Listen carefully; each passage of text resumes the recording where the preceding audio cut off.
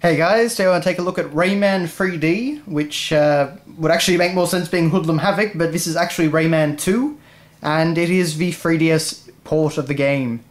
Rayman 2 has been ported to nearly every system imaginable for some reason. Well, maybe that's a little bit of an exaggeration, but it was also actually on the DS at launch, and that was an absolutely awful port. Now, at the launch of the 3DS, there weren't many games to choose from. As I recall, I was trying to get 2 games at the time just to kind of keep me entertained, and one of them was Super Street Fighter 4, and the other one I ended up deciding was Rayman 3D. Opinions were mixed at launch about whether this was a good port or a bad port, but as I quickly found, I do not consider this a good port of the game. But anyway, for the moment, let's just have a look at the box. So it's pretty basic and simple. We just have Rayman firing off an energy ball with his limbless arm, or limbless hand I should say, and really that's about it, just a blue gradient in the background. And funnily enough, I read PG for mild violence, so I'm not sure how it got PG, but anyway. We have a cute little Rayman image there, which of course is the icon for the game on the 3DS, and we just have Rayman 3D written out in some simple letters. Join Rayman in a 3D world full of adventure. So 2D vibrant world, well sorry, 20 vibrant worlds, I was going to say, rendered in full stereoscopic 3D. Honestly, I didn't think the 3D was very good in this at all. I didn't think it worked. They just didn't understand how to do 3D properly. But the game actually looked alright on the 3DS screen by itself. And I think it ran pretty smoothly as long as you weren't playing in 3D. Oh, and we get a nice little render of Rayman using his helicopter hair up there. So it's a fairly colourful box, even though it's nothing too out of the ordinary or interesting. Very hard to get that open. We actually have the nice little cartridge down there, but it's pretty simple, just a blue background with the title. And here's actually where things get interesting. So despite buying this in an Australian store with an Australian box, we have a European Club Nintendo.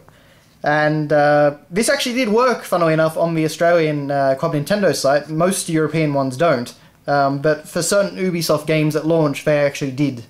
So Ubisoft were apparently very, very lazy and just stuck in all the contents that they would to a UK version.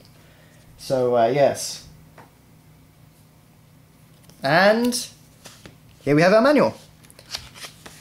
Now, of course, it is in black and white, but it is still a proper manual, which is more than can be said for most 3DS games. So, of course, it takes you through controlling Rayman, and I imagine this might be a cut-up version of the original manual, but you can see we just get some nice little renders there. Be nice if they were much bigger, but there you go. Also have powers, but again, the pictures are absolutely minuscule. We actually do go through characters, so Rayman gets a big backstory. Rayman is a unique character of unknown origin. No wise man or magician can say what twist of fate or whim of the gods Rayman came to appear in the Glade of Dreams. All we know of Rayman comes from a fisherman of the Sea of Lums. On a particularly stormy night, they found him sleeping peacefully under the shade of a palm tree. Frightened by this strange creature from the sea, they called the people of the forest, the skies, and the waters for help. Funnily enough, the Sea of Lums actually appears in Rayman Legends, so that's kind of neat. But yeah, see, it basically takes you through the storyline of the first game. We also have Rayman's friends, so Polycus, Lee or Lai, I can't remember how to pronounce that, the Teensies, Glowbox, and Clark.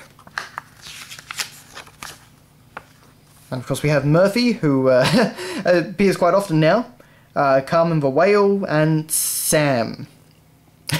We also have Admiral Razorbeard, the Henchman, all the different enemies in the game, all the pirates, and zombie chickens, which is always great. So lots of fun stuff there.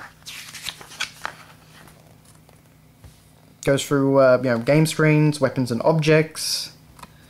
It's a pretty fleshed out manual. I mean, it's nothing that exciting to look at, but it does have a lot of information and it does use pictures, however small.